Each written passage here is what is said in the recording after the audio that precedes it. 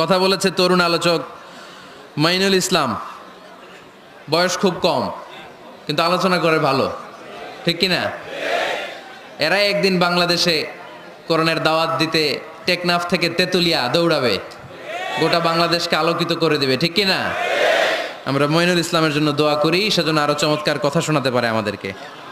আজকের মাহফিলের সম্মানিত প্রধান অতিথি, আন্তর্জাতিক খ্যাতি সম্পন্ন মুফাসসির কোরআন, বিশিষ্ট ইসলামী চিন্তাবিদ, ইসলামী গবেষক, ইসলামিক স্কলার, লক্ষ কোটি যুবকদের হৃদয়ের স্পন্দন, ঠিক কিনা বলেন? আল্লামা ডক্টর মিজানুর রহমান আল আজহারি, আল্লাহ পাক যেন তার এই কণ্ঠকে গোটা বিশ্বব্যাপী কোরআনের জন্য কবুল করে। এই মাহফিলে আসার সৌভাগ্য সকলের হয় না, ঠিক কিনা বলেন? যাদের উপরে আল্লাহর রহমত থাকে একমাত্র তারাই কোরআনের মাহফিলে আসতে পারে। আর এখানে যারা আসতে পারে তারা সরাসরি আল্লাহর মেহমান হয়ে যায়, ঠিক কিনা বলেন? عن أبي هريرة رضي الله عنه عن النبي صلى الله عليه وسلم قال لا يقعد قوم يذكرون الله إلا حفتهم الملائكة وغشيتهم الرحمة ونزلت عليهم السكينة وذكرهم الله في من عنده راه المسلم سيد المحدثين হযরত আবু হুরায়রা রাদিয়াল্লাহু তাআলা আনহু হাদিসটি বর্ণনা করেন। আল্লাহ রাসূল সাল্লাল্লাহু আলাইহি ওয়াসাল্লাম বলেন, যখন কোন সম্প্রদায়ের লোকেরা, কোন গোত্রের লোকেরা আল্লাহর কোরআন শোনার জন্য কোন মজলিসে বসে যায়, এদের সম্মান, এদের মর্যাদা আমার আল্লাহর কাছে এত এত গুণ বেশি বেড়ে যায়। আল্লাহ রাব্বুল আলামিন তাদেরকে পাহারা দেওয়ার জন্য তার তৈরিকৃত স্পেশাল নূরের ফেরেশতাদেরকে নাজিল করতে থাকে। শুধু তাই নয়, অগশিয়াতুমুর রাহমা, আল্লাহ রাব্বুল আলামিন ওই সমস্ত বান্দাদের উপরে তার রহমত নাজিল করতে থাকেন। শুধু তাই নয়, ওয়ানাজালাত আলাইহিমুস সাকিনা, কোরআনের আলোচনা শোনার জন্য কোরআনের ময়দানে যারা বসে যায়, এদের সম্মান, এদের মর্যাদা আমার আল্লাহর কাছে এত এত গুণ বেশি বেড়ে যায়। আল্লাহ রাব্বুল আলামিন তার রহমতের ভান্ডার থেকে স্পেশাল সাকিনা নামক রহমত সেই বান্দাদের উপরে নাজিল করতে থাকে। প্রিয় মুসলমান ভাইয়েরা আমার, এদিকে আমরা বসে বসে যতক্ষণ কোরআন থেকে কথা শুনবো, আল্লাহ রাব্বুল আলামিন ততক্ষণ পর্যন্ত আমাদের উপরে তার রহমত নাজিল করতে থাকবেন। আর অপরদিকে ওয়াযাকারহুমুল্লাহু ফীমান ইনদাহু, আল্লাহর রহমতের ফেরেশতারা আমাদের চতুর্দিকে ঘিরে বসে আমাদেরকে ক্ষমা করার জন্য আল্লাহর কাছে ফরিয়াদ করতে থাকবে। অতএব এই কোরআন থেকে যদি আমি একটা ঘন্টা কথা বলি, আপনারা সাউন্ড না করে বসে থাকতে পারবেন? আল্লাহ রাব্বুল আলামিন আমাদেরকে সেই তৌফিক দান করুক, সকলে পড়েন আমিন। আজকে আমি আয়াত তেলাওয়াত করেছি সূরা কাহফের 107 নং আয়াত। কোন সূরা? 107 নং আয়াত। আল্লাহ রাব্বুল আলামিন মুমিন বান্দাদের জন্য এই আয়াতের মধ্যে সব থেকে বড় সুসংবাদ দিয়েছেন। সুবহানাল্লাহ বলবেন না? আজকে গোটা পৃথিবীর দিকে তাকিয়ে দেখেন, আজকে তাম পৃথিবীর চারিদিকে অমানিসার ঘোর অন্ধকার ধেয়ে আসছে মুসলমানদের দিকে। আজকে তাম পৃথিবীতে আমরা মুসলমান চোখ বন্ধ করে জিকির করি। আপনি কিসের চোখ বন্ধ করে জিকির করেন? একটা বার আপনার চোখটা খুলে দেখেন, গোটা পৃথিবীর মুসলমানদের উপরে কারবালা চলছে। আজকে তাকিয়ে দেখেন বসনিয়ার দিকে, চেচনিয়া, সোমালিয়া, ফিলিস্তিন, Kashmir, Algeria, Yemen, Syria, Myanmar, ভারতের গুজরাট সহ আজকে গোটা পৃথিবীতে মুসলমান যেখানে, জুলুম, অত্যাচার আর নির্যাতন সেখানে। আজকে গোটা পৃথিবীতে মুসলিম জাতির অবস্থা দেখে মনে হয় আজকে মুসলিম জাতি মালিকহীন ওয়ারিসহীন কুকুরের মতো। আজকে এই পৃথিবীতে মুসলমানদের অবস্থা দেখে মনে হয় পৃথিবীতে মুসলমানদের বেঁচে থাকার কোনো অধিকার নাই, ঠিক কিনা বলেন?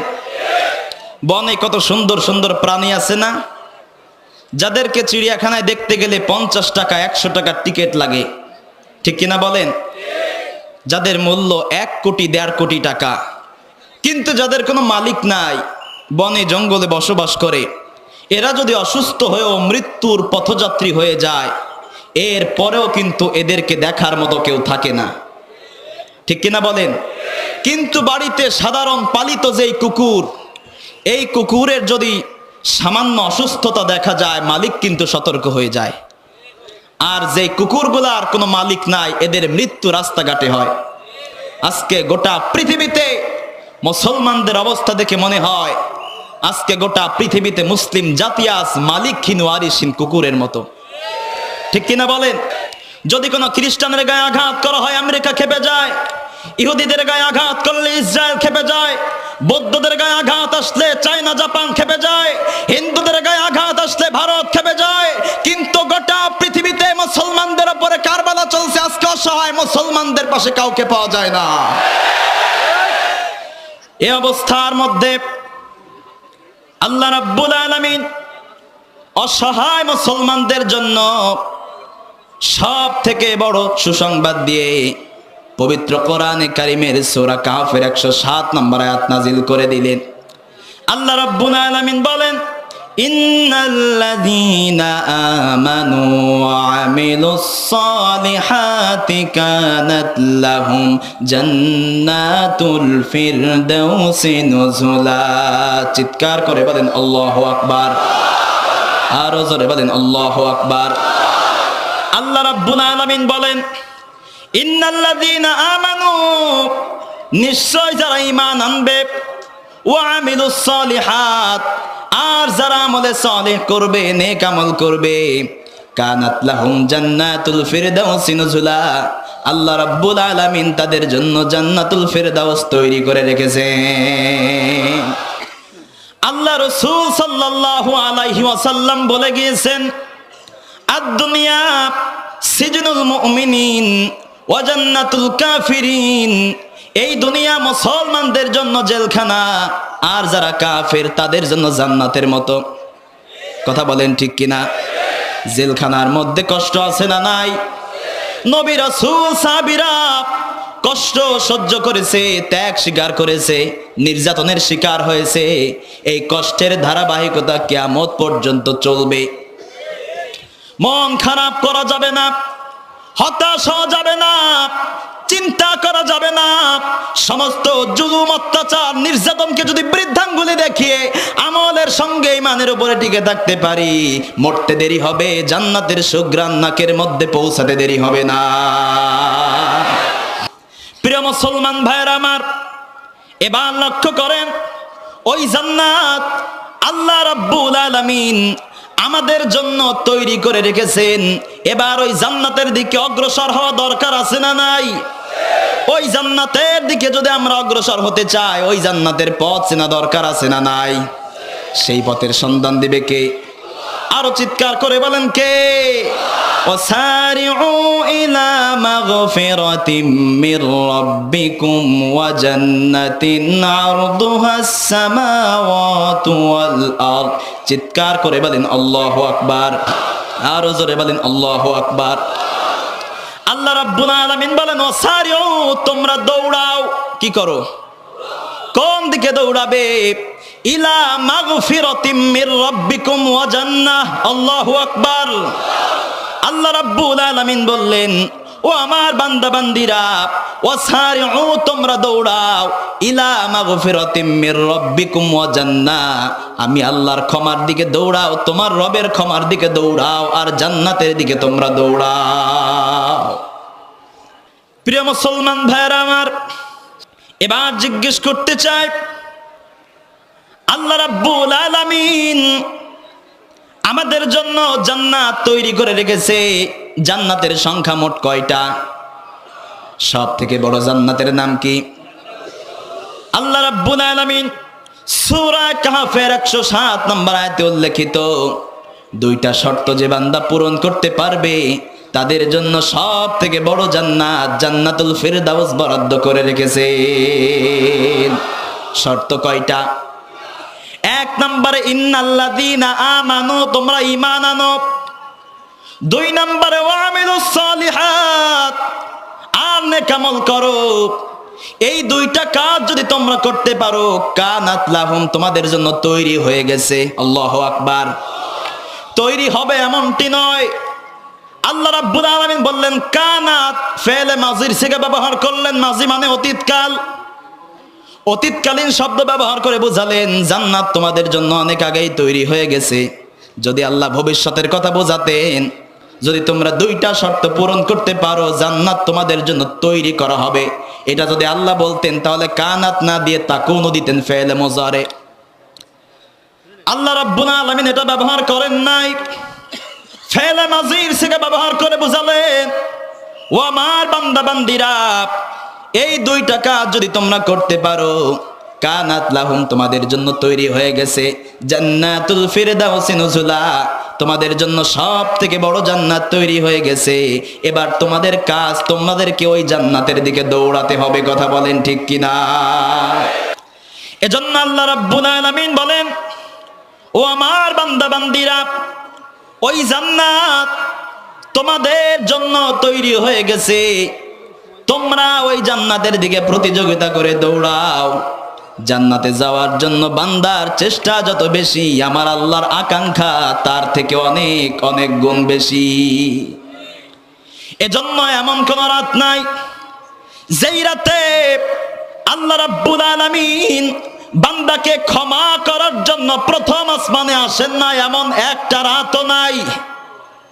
রাতের শেষ প্রহরে বান্দা যখন ঘুমায় থাকে, আল্লাহ রাব্বুল আলামিন প্রথম আসমানে চলে আসে গভীর রজনীতে, আর বান্দাদেরকে ডাকতে থাকে, আমার বান্দারা আর ঘুমায় থাকিস না, ও আমার বান্দা একটা বার জাগ, একটা বার জেগে দেখ, আমি আল্লাহ প্রথম আসমানে চলে এসেছি। বান্দারে, ভুল করেছিস, অন্যায় করেছিস, গুনাহ করতে করতে তোর জীবনটা শেষ করে দিয়েছিস, চিন্তার কোনো কারণ নাই।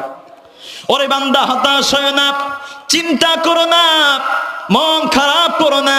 কুল ইয়া ইবাদিয়াল্লাযীনা আসরাফু আলা আনফুসিহিম লা তাকনাতু মির রাহমাতিল্লাহ। চিৎকার করে বলেন আল্লাহু আকবার। আরো জোরে বলেন আল্লাহু আকবার। আল্লাহ রাব্বুল আলামিন বলেন, হে নবী, আপনি আমার বান্দাদেরকে শোনায় দেন, যারা তাদের নিজেদের উপরে জুলুম করেছে, লা তাকনাতু মির রাহমাতিল্লাহ, এরা যেন আমি আল্লাহর রহমত থেকে নিরাশ না হয়ে যায়। জোরে বলেন সুবহানাল্লাহ। প্রিয় মুসলমান ভাইরা আমার, আপনি আপনার পীর সাহেবকে যতই মহব্বত করেন, যতই ভালোবাসেন, কিন্তু রাত 12টার সময় আপনার পীর সাহেবকে আপনি মোবাইল ফোনে পাবেন না। যদি রাত 12টার পর আপনার পীর সাহেবকে একাধিকবার আপনি ফোন দেন, ফোন তো রিসিভ করবে না, বরঞ্চ পরের দিন সকালবেলায় সবার সামনে আপনাকে বেয়াদব বলে আখ্যায়িত করবে। আপনি আপনার নেতাকে যতই ভালোবাসেন, আপনি আপনার নেতার যত কাছে লোক হোক না কেন, আপনার ব্যক্তিগত প্রয়োজনে আপনার নেতা রাত 2টা 3টার সময় ঘুম বাদ দিয়ে আপনার সঙ্গে সাক্ষাৎ করবে না।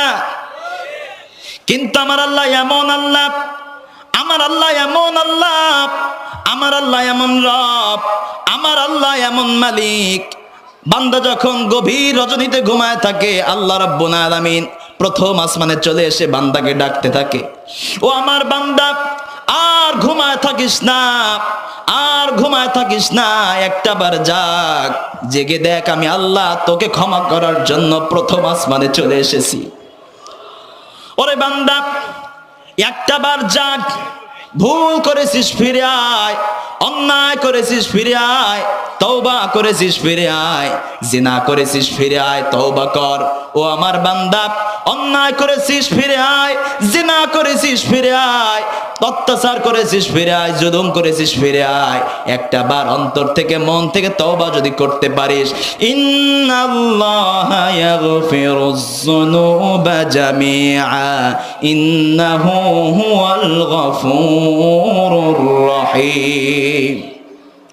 ওরে বান্দা, একটা বার যদি মন থেকে চোখের পানি ফেলে আমি আল্লাহর কাছে তওবা করতে পারিস, তওবার মতো তওবা করতে পারিস, আমি আল্লাহ রাব্বুল আলামিন তোদের জিন্দেগির গুনাহগুলো ক্ষমা করে দেব। প্রিয় মুসলমান ভাইরা আমার, আল্লাহ রাব্বুল আলামিন রাতের শেষ প্রহরে প্রথম আসমানে এসে বান্দাকে ডাকতে থাকে, আমার বান্দারা জান্নাত তোমরা পেতে চাও, আমি আল্লাহর কাছে ক্ষমা চাও। যে ব্যক্তি জান্নাতের দিকে আগায় আমার আল্লাহ তার জন্য জান্নাত নিয়ে আগান। সুবহানাল্লাহ বলবেন না?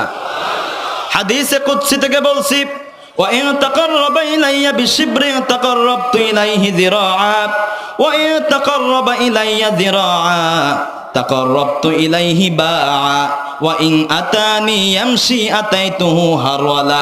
আল্লাহু আকবার। আর জোরে বলেন আল্লাহু আকবার। আল্লাহ রাসূল সাল্লাল্লাহু আলাইহি ওয়াসাল্লাম বলেন, বান্দা যদি জান্নাত পাওয়ার জন্য জান্নাতের দিকে এক বিঘা তাকায়, আমার আল্লাহ ওই বান্দাকে জান্নাত দেওয়ার জন্য এক হাত আগায় যায়।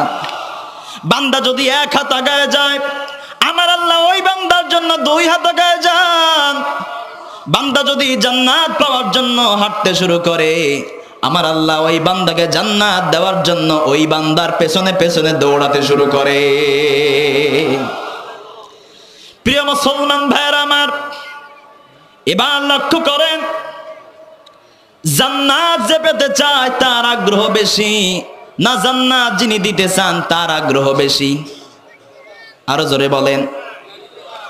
এবার লক্ষ্য করেন, এই হাদিসের মধ্যে আমরা তিনটা স্টেপ পেলাম। যদি বান্দা জান্নাতের দিকে এক বিঘা তাকায়, আমার আল্লাহ বান্দার জন্য এক হাত আগান। যদি বান্দা এক হাত আগায়, আমার আল্লাহ দুই হাত আগায় যান। যদি বান্দা জান্নাতের দিকে হাঁটে, আমার আল্লাহ জান্নাতের জন্য ওই বান্দাকে জান্নাত দেওয়ার জন্য দৌড়াতে শুরু করেন। ঠিক কিনা বলেন? কিন্তু এবার প্রশ্ন আসতে পারে, 4 নাম্বারের স্টেপ, বান্দা যদি জান্নাতের দিকে দৌড়াতো, আমার আল্লাহ বান্দার জন্য কি করতেন? প্রশ্ন আসতে পারে কিনা? আরো জোরে বলেন। জান্নাতের দিকে দৌড়াতো এমন সাহাবী ছিল কিনা? সাহাবীরা কিভাবে জান্নাতের দিকে দৌড়িয়েছে লক্ষ্য করেন। উহুদের যুদ্ধের দিন সাহাবীরা খেজুর খাচ্ছিল। আল্লাহ রাসূল সাল্লাল্লাহু আলাইহি ওয়াসাল্লাম সাহাবেদের মাঝখানে দাঁড়ায়া বক্তব্য রাখতেছিলেন, শহীদ হতে পারলে কি মর্যাদা পাওয়া যাবে, শহীদের সম্মান কি, শহীদের মর্যাদা কি, শহীদের পুরস্কার সম্পর্কে বিশ্বনবী আলোচনা করতেছিলেন। একজন সাহাবী দাঁড়ায় জিজ্ঞেস করলেন, ইয়া রাসূলুল্লাহ, ইয়া হাবিবাল্লাহ, আমি যদি আল্লাহর জমিনে আল্লাহর দ্বীন রক্ষার জন্য, আল্লাহর কোরআনের জন্য, ইসলামের জন্য আমার জীবনটা বিলায় দিয়া শহীদ হতে পারি, আল্লাহ রাব্বুল আলামিন আমাকে কি পুরস্কার দিবেন আপনার মুখ থেকে জানতে চাই। আল্লাহ রাসূল সাল্লাল্লাহু আলাইহি ওয়াসাল্লাম বলেন, ও আমার সাহাবী, তুমি যদি আল্লাহর জমিনে আল্লাহর দ্বীন রক্ষার জন্য, আল্লাহর কোরআনের জন্য, ইসলামের জন্য তোমার জীবনটা বিলায় দিয়ে শহীদ হতে পারো, মরতে দেরি হবে, শহীদ হতে দেরি হবে, জান্নাতের মধ্যে প্রবেশ করতে 1 সেকেন্ডও দেরি হবে না। যুদ্ধ শেষ হয়ে গেল, শহীদদের লাশ একত্রিত করা হলো। এর আগে ওই সাহাবীর হাতে খেজুর ছিল, হাতের খেজুর ফেলে দিলেন। হাতের খেজুর ফেলে দিয়া তরবারি হাতের মধ্যে নিয়ে জিহাদের ময়দানের দিকে দৌড় মারলেন আর বলতে লাগলেন, শহীদ হলে যদি জান্নাত পাওয়া যায়, হাতের খেজুর খেয়ে সময় নষ্ট করব না। যুদ্ধ শেষ হয়ে গেল, শহীদদের লাশ একত্রিত করা হলো। আল্লাহ রাসূল সাল্লাল্লাহু আলাইহি ওয়াসাল্লাম শহীদদের লাশ গণনা করার জন্য আসলেন।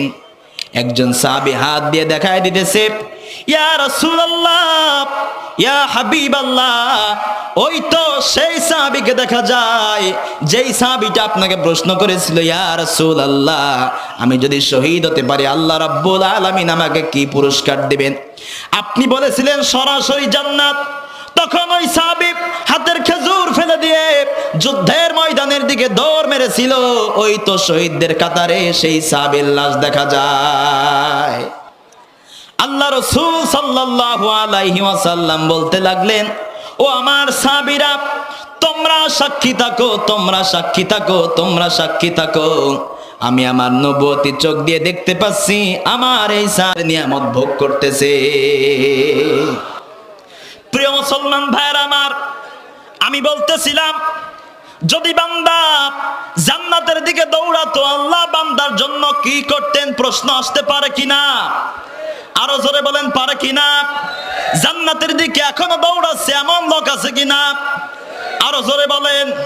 চাকরি চলে যায়, সন্তান হারায় যায়, বাড়ি নিলামে চলে যায়, মাসের পরে মাস নিজের ঘরের মধ্যে ঘুমাতে পারে না, মিথ্যা মামলা কাদের উপরে বসন করে জেলখানার মধ্যে বছরের পর বছর রাত কাটায়, রিমান্ডের নির্মম অত্যাচার সহ্য করে, ফাঁসির রশিকে ফুলের মালার মতো বরণ করে নেয়, এরপরও ইমানের পথ থেকে এক সেকেন্ডের জন্য পিছবা হয় না।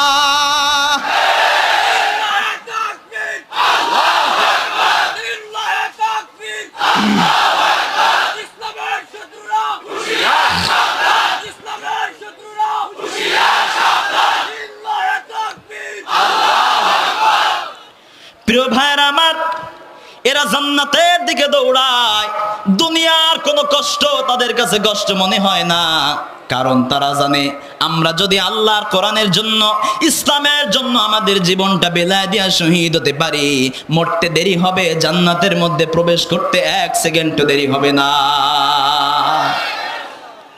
হযরত খুবাইব রাদিয়াল্লাহু তাআলা আনহুর দিকে তাকান। হযরত খুবাইবের কোনো অপরাধ ছিল না, অপরাধ একটা, খুবাইব ঈমান এনেছে, এই জন্য খুবাইবকে গ্রেফতার করা হলো। গ্রেফতার করার পর খুবাইবকে বলা হলো, খুবাইব রে, তোর কোনো অপরাধ নাই, তোর অপরাধ তুই ঈমান এনেছিস। ও খুবাইব, ঈমান ত্যাগ করবি কিনা বল, আর না হয় আমরা তোর খাবার বন্ধ করে দেব। খুবাইব বলে, কাফেররা, তোমরা কাকে খাবারের ভয় দেখাও? মুসলমান তো খাবারের ভয় পায় না। ও কাফেররা, আমি খুবাইব খাবারের ভয় পাই না, আমাকে খাবারের ভয় দেখায় লাভ নাই, যে আল্লাহর উপর আমি ঈমান এনেছি আমার আল্লাহ আমার খাবারের ব্যবস্থা করে দিবে। শেষ পর্যন্ত খুবাইবের খাবার বন্ধ করে দেওয়া হলো, কিন্তু খুবাইব মারিয়াম বিনতে ইমরানের মতো জেলখানার মধ্যে বসে জান্নাতের খাবারগুলি খেতেছে। সুবহানাল্লাহ বলবেন না? কাফেররা দেখতে লাগলো খুবাইব জেলখানার মধ্যে বসে বসে একটা করে আঙ্গুর ছিঁড়ে খায় আর আল্লাহর নামের জিকির করে। এই দৃশ্য দেখে কাফেররা বলতে লাগলো, খুবাইব রে, আজকে তোর জায়গায়, আজকে তোকে আমরা খাবার বন্ধ করে কোনো লাভ পেলাম না, কেননা তোর রব তোর জন্য খাবার সরবরাহ করতেছে। ও খুবাইব, তোর খাবার বন্ধ করে আমরা কোনো লাভ পেলাম না, অতএব আমরা তোকে দুনিয়া থেকে বিদায় করে দেব, তোকে আমরা নিঃশেষ করে দেব, তোর জিন্দেগির শেষ চাওয়াটা কি বল? খুবাইব বলে, ও কাফেররা, আমার যদি ঈমান আনার অপরাধে যদি আমার মৃত্যু হয়ে যায়, ঈমান আনার অপরাধে যদি আমাকে তোমরা মেরে ফেলো, দুনিয়া থেকে বিদায় করে দাও, আমার থেকে বড় সৌভাগ্যবান ব্যক্তি তো এই পৃথিবীতে আর কেউ নাই, কারণ আমার জীবনটা আমার আল্লাহ কবুল করে নিয়েছে। খুবাইব বলল, ও কাফেররা, ঈমান আনার অপরাধে যদি আমার মৃত্যু হয়ে যায়, আমার তো অনেক বড় সৌভাগ্য, আমার শহীদ মৃত্যু হয়ে যাবে, এই জন্য মৃত্যুর আগে আমার শেষ আবদার, আমি আল্লাহর দরবারে 2 রাকাত শুকরিয়ার নামাজ আদায় করে আমার আল্লাহর সঙ্গে মৃত্যুর আগে শেষবারের মতো একটু কথা বলে নিতে চাই। 2 রাকাত নামাজ পড়ার সুযোগ দেওয়া হলো।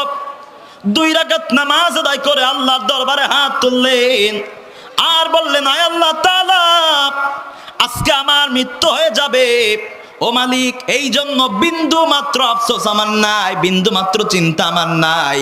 আয় আল্লাহ তাআলা, আমার মৃত্যু হবে, আমার জীবনটা তুমি কবুল করে নিয়েছো, এই জন্য তোমার দরবারে হাজারো শুকরিয়া। কিন্তু রব্বুল আলামিন, মনে বড় ব্যথা, দিলে বড় ব্যথা, আজ 2 মাস আমি কারাগারের মধ্যে বন্দী ছিলাম, 2 মাস তোমার নবীর সঙ্গে আমার সাক্ষাৎ হয় নাই। আয় আল্লাহ তাআলা, তোমার দরবারে মৃত্যুর আগে শেষ ফরিয়াদ, আমি যখন মারা যাব মেহেরবানি করে আমার বিদায় সালামটা তুমি তোমার নবীর দরবারে পৌঁছাইয়া দিও। খোবাইবকে শুলের উপরে চালানো হলো। একজন কাফির এসে খোবাইবের ডান হাতে তরবারি মেরে দিল। ডান হাতটা ছিটকে মাটিতে পড়ে গেল, শরীর থেকে হাত আলাদা হয়ে গেল, কিন্তু খোবাইবের মুখে মুস্কি হাসি। আল্লাহু আকবার। আর একটা কাফির এসে খোবাইবের বাম হাতে তরবারি মেরে দিল। বাম হাতটা ছিটকে মাটিতে পড়ে গেল, শরীর থেকে হাত আলাদা হয়ে গেল, কিন্তু খোবাইব মুস্কি মুস্কি হাসে। কাফেররা জিজ্ঞেস করলো, খোবাইব রে, তোর তো হাসির কথা নয়, তোর তো কান্না করার কথা। তোর হাত কাটা হচ্ছে, তোর পাও কাটা হচ্ছে, তুই কি ব্যথা পাস না? তুই কেন হাসতেছিস? তুই কেন কান্না করিস না? খোবাইব বলল, ও কাফেররা, আমার মুখে তোরা হাসি দেখতে পাস, এই হাসির মজা ইমানদার ছাড়া আর কেউ বুঝতে পারে না। আমার হাসির কারণ তো অন্য কিছু নয়, আমার হাসির কারণ হলো আল্লাহ রাব্বুল আলামিন আমার চোখের সামনে জান্নাতের হুরগুলা তুলে ধরেছে। একটা কাফির শিব খোবাইবের বুকের মধ্যে তরবারি ঢুকায় দিল। বুক থেকে ফিনকি দিয়ে রক্ত বের হয়ে খোবাইব শহীদ হয়ে আল্লাহর জান্নাতে চলে গেল। আল্লাহ রাসূল সাল্লাল্লাহু আলাইহি ওয়াসাল্লাম মসজিদে নববীতে সাহাবীদের সামনে খুতবা দিচ্ছিলেন। হঠাৎ খুতবারত অবস্থায় দাঁড়ায়া হাত উঁচা করে বলতেছে, সালামুন আলাইকা ইয়া খোবাইব, সালামুন আলাইকা ইয়া খোবাইব। সাহাবীরা বলতে লাগলো, ইয়া রাসূলুল্লাহ, ইয়া হাবিবাল্লাহ, আমরা আজ 2 মাস খোবাইবকে দেখি না, খোবাইব তো আমাদের মধ্যে নাই, আপনি খোবাইবকে কেমনে সালাম দেন? খোবাইবকে আপনি কিভাবে দেখতে পান? আল্লাহ রাসূল সাল্লাল্লাহু আলাইহি ওয়াসাল্লাম বললেন, ও আমার সাহাবীরা, আমি নবী, তোমরা নবী নও, আমি রাসূল, তোমরা রাসূল নও, আমি যা দেখতে পাই তোমরা তা দেখতে পাও না। আমি আমার নবুয়তি চোখ দিয়ে দেখতে পাচ্ছিলাম আমার খোবাইব ঈমান আনার অপরাধে শহীদ হয়ে আমার খোবাইব জান্নাতের মধ্যে গিয়ে আল্লাহর জান্নাতের পাখি হয়ে উড়ে বেড়াতেছে। এই শহীদদের মর্যাদা আমার আল্লাহর কাছে আছে না নাই? কম না বেশি? কত বেশি? ولا تقولوا لمن يقتل في سبيل الله أموات بل أحياء ولكن لا تشعرون। চিৎকার করে বলেন আল্লাহু আকবার। আল্লাহ রাব্বুল আলামিন বলেন, ওয়ালা তাকুলু লিমান ইউকতালু ফি সাবিলিল্লাহি আমওয়াত। আল্লাহ রাব্বুল আলামিন বলেন, আমার ইসলামের জন্য, আমার কোরআনের জন্য, আমার জমিনে আমার দ্বীনকে জিন্দা করার জন্য যারা আমি আল্লাহর পথে, আমার নবীর পথে যারা তাদের জীবনটা বিলায় দেয়া শহীদ হয়ে যায়, সাবধান, খবরদার, এদেরকে তোমরা মৃত বলো না, এরা মৃত নয়, বাল আহইয়া, বরং এরা জীবিত, ওয়ালাকিন লা তাশউরুন, কিন্তু তোমরা সেটি উপলব্ধি করতে পারো না। কথা বলেন ঠিক কিনা? প্রিয় মুসলমান ভাইরা আমার, যদি সাধারণ কোনো ব্যক্তি নিজের মৃত্যুর খবর পায়, যদি লোকটা জানতে পারে আমার এই অপরাধ করার কারণে আমার মৃত্যু হয়ে যাবে, এই অপরাধ করার কারণে দেশের আইন অনুযায়ী একটু পরে আমাকে ফাঁসি দেওয়া হবে, লোকটা কিন্তু হতাশ হয়ে যায়, চিন্তায় ঘুম খাওয়ানো বন্ধ হয়ে যায়। কথা বলেন ঠিক কিনা? কিন্তু যারা কোরআনের কর্মী, যারা ইসলামী আন্দোলনের কর্মী, যারা জান্নাতের দিকে দৌড়ায়, এরা জানে কোরআনের আন্দোলন করার কারণে একটু পরে আমাকে ফাঁসির মঞ্চে যেতে হবে, এরপরে স্ত্রী সন্তানদের কাছ থেকে হাসি মুখে বিদায় নেয়। যাওয়ার সময় সন্তানকে জিজ্ঞেস করে, প্রাণের সন্তান, আমার কোনো অপরাধ নাই, আমার অপরাধ আল্লাহর কোরআনকে রাষ্ট্রীয় মর্যাদা নেওয়ার জন্য চেষ্টা সংগ্রাম করা। ও আমার সন্তান, আমি আমার মালিকের সঙ্গে সাক্ষাৎ করতে যাচ্ছি, অতএব তুমি বলো আমার মালিকের সঙ্গে দেখা করার সময় কোন পোশাকটা আমি পরে যাব। সন্তানও সেই রকম। সন্তান বলে, বাবা, তুমি তোমার মালিকের সঙ্গে সাক্ষাৎ করতে যাচ্ছ, অতএব এই পৃথিবীতে তোমার পছন্দের পোশাক ছিল সাদা পায়জামা, সাদা পাঞ্জাবি, তোমার পছন্দের পোশাক পরে তুমি তোমার মালিকের সঙ্গে সাক্ষাৎ করতে যাও। যাওয়ার সময় স্ত্রীকে বলে যায়, প্রাণের বিবি, আমি যেই পথে শহীদ হয়ে গেলাম, আমার সন্তানগুলোকেও সেই পথের জন্য রেখে গেলাম। প্রাণের বিবিরে, মন খারাপ করো না, চিন্তা করো না, তোমার সঙ্গে আবারও আমার দেখা হবে জান্নাতের সিঁড়িতে। প্রিয় মুসলমান ভাইয়ের আমার, এত বিপদ, এত জুলুম, এত অত্যাচার, এত কষ্ট, এরপরেও তারা স্ত্রী সন্তানের মা ত্যাগ করে কারাগার ফাঁসির মঞ্চকে বরণ করে নেয়। এত অত্যাচার, এত কষ্ট তারা কেমনে সহ্য করতে পারে? কারণ আছে না নাই? কারণটা কি? আল্লাহ রাব্বুল আলামিন পবিত্র কোরআনের মধ্যে সুন্দর করে জানায় দেন, ইন্নাল্লাযীনা ক্বালু রাব্বুনাল্লাহু সুম্মা ইসতাকামু তাতানাজ্জালু আলাইহিমুল মালায়েকা আল্লা তাখাফু ওয়া লা তাহজানু ওয়া আবশিরু বিল জান্নাতিল্লাতী কুনতুম তুআদুন। চিৎকার করে বলেন আল্লাহু আকবার, আরো জোরে বলেন আল্লাহু আকবার। ইন্নাল্লাযীনা ক্বালু রাব্বুনাল্লাহ, নিশ্চয় যারা বলে আমাদের রব আল্লাহ। আমাদের রব কে?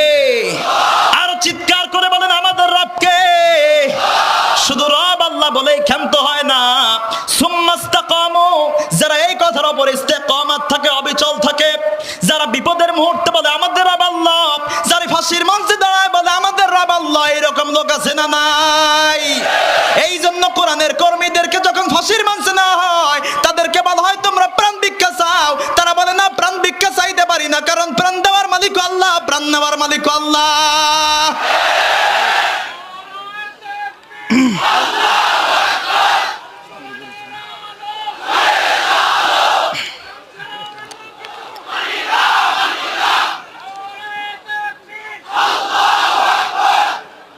প্রিয় মুসলমান ভাইরা আমার, সব সময় যারা আল্লাহকে একমাত্র রব মানে, আল্লাহকে বিধানদাতা, আল্লাহকে আইনদাতা মানে, বিপদের মুহূর্তে যারা আমার আল্লাহকে স্মরণ করে, এদের উপরে যখন বিপদ আসে, নির্যাতন আসে, আল্লাহর পক্ষ থেকে তাতানাজ্জালু আলাইহিমুল মালায়েকা, আল্লাহর পক্ষ থেকে তাদের উপরে ফেরেশতা নাজিল করা হয়। জোরে বলেন আল্লাহু আকবার। ফেরেশতা এসে বলতে থাকে, ও আল্লাহর বান্দা বান্দিরা, আল্লাহ তাখাফু, কোনো ভয় নাই, ওয়ালা তাহজানু, কোনো চিন্তা নাই, ওয়া আবশিরু বিল জান্নাতিল্লাতী কুনতুম তুআদুন। আল্লাহ রাব্বুল আলামিন তোমাদেরকে দুনিয়াতে যেই জান্নাতের সুসংবাদ দিয়েছিল, সেই জান্নাতের সুসংবাদ দেওয়ার জন্যই আমরা তোমাদের কাছে চলে এসেছি। সুবহানাল্লাহ বলবেন না? প্রিয় মুসলমান ভাইয়ের আমার, জান্নাতের দিকে দৌড়িয়েছে হযরত বেলাল রাদিয়াল্লাহু তাআলা আনহু। হযরত বেলাল কিভাবে জান্নাতের দিকে দৌড়িয়েছে লক্ষ্য করেন। হযরত বেলালের কোনো অপরাধ ছিল না, অপরাধ ছিল ঈমান এনেছে। এই জন্য বেলালকে উমাইয়া বলল, বেলাল রে, তুই ঈমান আনলি কেন বল, ঈমান ত্যাগ কর, আর না হয় আমরা আমার বাড়ি থেকে তোকে বিদায় করে দেব। হযরত বেলাল বলে, উমাইয়া রে, শুধু তোর বাড়ি কেন, আমাকে যদি দুনিয়া থেকে বের করে দিস, আমি তামাম দুনিয়া ছেড়ে দিতে পারি, আল্লাহ এবং তার রাসূলের পথ থেকে এক বিন্দু পিছপা হতে পারি না। উমাইয়া বেলালকে মরুভূমির উত্তপ্ত বালুর উপরে নিয়ে গেল। এমন উত্তপ্ত বালু যেইটা শরীরে লাগার সঙ্গে সঙ্গে গোশতগুলো গলে গলে পড়ে যায়। অমন উত্তপ্ত বালুর উপরে নিয়ে হযরত বেলালকে শোয়া গলার মধ্যে রশি বেঁধে এমন টানা টেনেছে, বেলালের পিঠ দিয়ে গোশতগুলো গলে গলে রক্ত ঝরে ঝরে পড়তেছে। উমাইয়া বেলালকে আবার জিজ্ঞেস করে, বেলাল, এত অত্যাচার তুই সহ্য করতেছিস, তোর কি কষ্ট হয় না? ঈমান ত্যাগ করবি কিনা বল, আমরা তোকে ছেড়ে দেব। হযরত বেলাল বলে, আমার গোশত কেন, আমার কলিজাও যদি খুলে পড়ে যায়, ঈমানের পথ থেকে এক বিন্দুর জন্য পিছপা হতে পারি না। উমাইয়া খেপে গিয়ে বেলালের গলার মধ্যে হাত ঢুকায় দিয়া টান দিয়ে জিহ্বাটা বের করে বাবলা গাছের কাটা জিহ্বার মধ্যে ঢুকায় দিল। হযরত বেলালের জিহ্বা দিয়ে ফিনকি দিয়ে রক্ত বের হলো। এবার উমাইয়া জিজ্ঞেস করলো, বেলাল রে, তোর জিহ্বা ফুটা করে দিলাম, তোর আল্লাহর নাম তুই কিভাবে নিবি বল। হযরত বেলাল বলে উমাইয়া, আমার আল্লাহর নাম নেওয়ার জন্য আমার জিহ্বা লাগবে না, আমার অন্তরের মধ্যে আমার আল্লাহর নাম আমি অঙ্কিত করে রেখেছি। এই বেলালের সম্মান, এই বেলালের মর্যাদা আমার আল্লাহর কাছে কত বেশি লক্ষ্য করেন। মসজিদে নববীর মুয়াজ্জিন ছিল বেলাল, আর বিশ্ব নবী ছিলেন ইমাম। হযরত বেলাল একেবারেই কালো ছিলেন, কথা স্পষ্টভাবে বলতে পারতেন না। আজান দিতেন, আশহাদুর জায়গায় আসহাদু হয়ে যেত, সিনের জায়গায় সিন উচ্চারণ করতেন, কথা স্পষ্টভাবে বলতে পারতেন না। সাহাবীরা অভিযোগ করল, ইয়া রাসূলুল্লাহ, ইয়া হাবিবাল্লাহ, বেলালের আজান শুদ্ধ হয় না, অতএব বেলালকে মসজিদে নববী থেকে বাদ দেওয়া দরকার। ইয়া রাসূলুল্লাহ, বেলালকে মসজিদে নববী থেকে বাদ দিয়ে দেন। বিশ্বনবী এশার নামাজের পর বেলালকে ডাক দিয়ে বলে, বেলাল তোমার আজান শুদ্ধ হয় না, অতএব ফজরের সময় আর আসার দরকার নাই, নতুন মুয়াজ্জিন নিয়োগ দেওয়া হয়ে গেছে। হযরত বেলাল মন খারাপ করে বাড়িতে চলে গেলেন।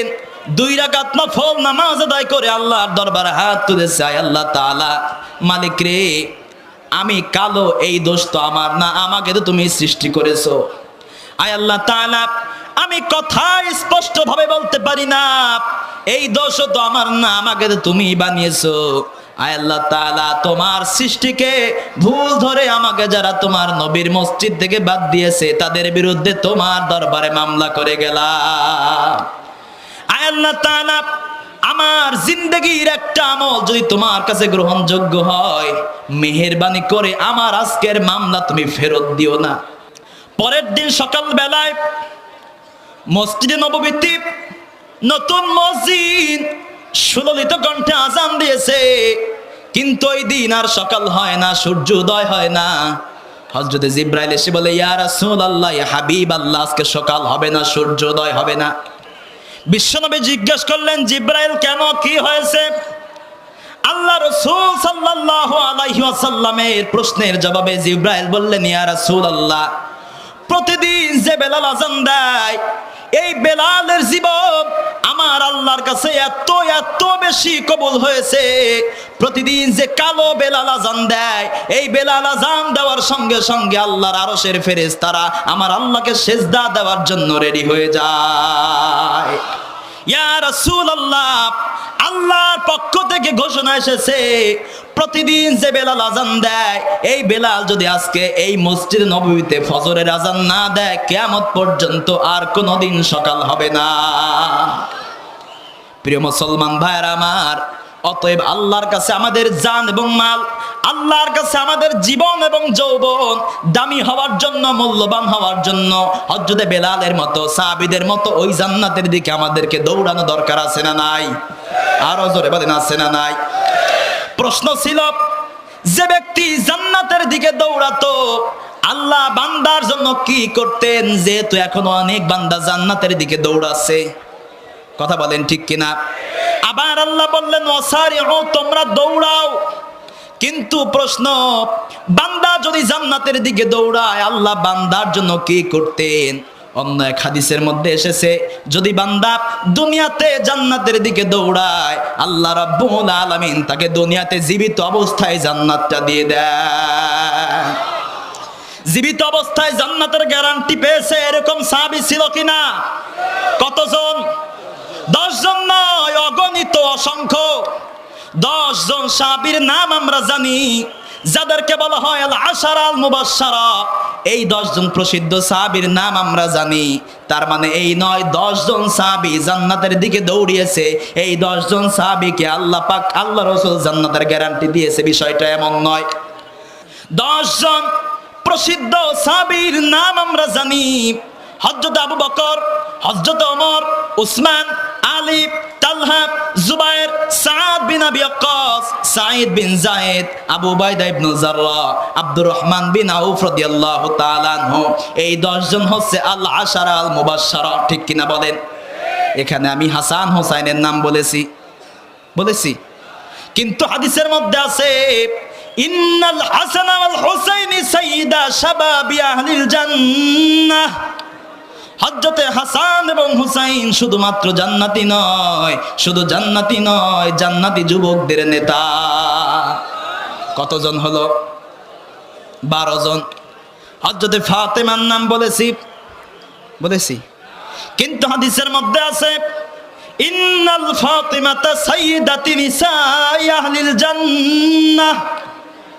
হযরতে ফাতেমা শুধু জান্নাতি নয়, জান্নাতি নারীদের নেত্রী। কতজন হলো? হযরতে বেলালের নাম বলেছি, কিন্তু আল্লাহ রাসূল সাল্লাল্লাহু আলাইহি ওয়াসাল্লাম মেরাজ থেকে আসার পর বেলালকে জিজ্ঞেস করলেন, বেলাল তুমি গোপনে কি এত আমল করো আমাকে বলো।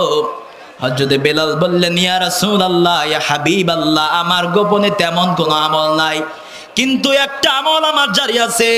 আমি যখন ওযু করি সঙ্গে সঙ্গে তাহিয়াতুল ওযুর 2 রাকাত নামাজ আদায় করে নেই। ইয়া রাসূলুল্লাহ, আল্লাহ কসম করে বলছি এই আমল বাদে আমার আর গোপনে কোনো আমল নাই। বিশ্বনবী জিজ্ঞেস করলেন, বেলাল এই আমল তুমি ধরেছো ভালো কথা, কিন্তু কোনোদিন তুমি এই আমল ছেড়ে দিবা না। কেননা আমি যখন মেরাজে গেলাম, আল্লাহ রাব্বুল আলামিন আমাকে যখন জান্নাতের মধ্যে প্রবেশ করালো, ওই জান্নাতে ঢোকার পর আমার প্রচন্ড ভয় লাগতেছিল। ওই জান্নাতে ঢোকার পর আমার যখন প্রচন্ড ভয় লাগতেছিল, তখন আমি ওই জান্নাতের মধ্যে তোমার পায়ের আওয়াজ শুনতে পেলাম। এটা কি জান্নাতের গ্যারান্টি নয়? অবশ্যই জান্নাতের গ্যারান্টি। এইভাবে আল্লাহ রাসূল সাল্লাল্লাহু আলাইহি ওয়াসাল্লাম অসংখ্য সাহাবীকে নাম ধরে ধরে জান্নাতের গ্যারান্টি দিয়েছিলেন। কথা বলেন ঠিক কিনা? আমরাও যদি ওই জান্নাতের গ্যারান্টি পেতে চাই, জীবন এবং যৌবন আমার আল্লাহর জন্য করা দরকার আছে না নাই? ওই জান্নাতের দিকে দৌড়ানো দরকার আছে না নাই? শর্ত কয়টা? 1 নম্বরে ইন্নাল্লাযীনা আমানু, যারা ঈমান আনবে। কি আনবে? ঈমান মানে বিশ্বাস। ঈমান মানে কি? আপনার রব আল্লাহ ছাড়া আর কেউ নাই। জন্ম থেকে মৃত্যু পর্যন্ত একমাত্র আমার আল্লাহ আপনার জন্য যথেষ্ট। এই বিশ্বাস অন্তরের মধ্যে লালন করার নাম হচ্ছে ঈমান। কথা বলেন ঠিক কিনা? এবার আমরা যদি ঈমানদার হতে চাই, ঈমানদারের বৈশিষ্ট্যগুলো জানা দরকার আছে না নাই? আল্লাহ রাব্বুল আলামিন পবিত্র কোরআনে কারীমের মধ্যে ঈমানদারের 9টা বৈশিষ্ট্য তুলে ধরলেন। আত-তাইবুনাল আবিদুনাল হামিদুনাস সাইহুনার রাকিউনাস সাজিদুন আল আমিরুনা বিল মা'রুফি ওয়ান নাহুনা আনিল মুনকার ওয়াল হাফিজুনা লিহুদুদিল্লাহ ওয়া বাশশিরিল মুমিনিন। চিৎকার করে বলেন আল্লাহু আকবার।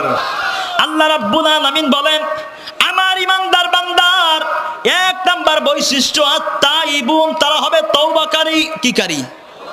ভুল করেছেন, অন্যায় করেছেন, গুনাহ করেছেন, সঙ্গে সঙ্গে তওবা করতে হবে। কার কাছে? আরো জোরে বলেন কার কাছে? আরো চিৎকার করে বলেন কার কাছে?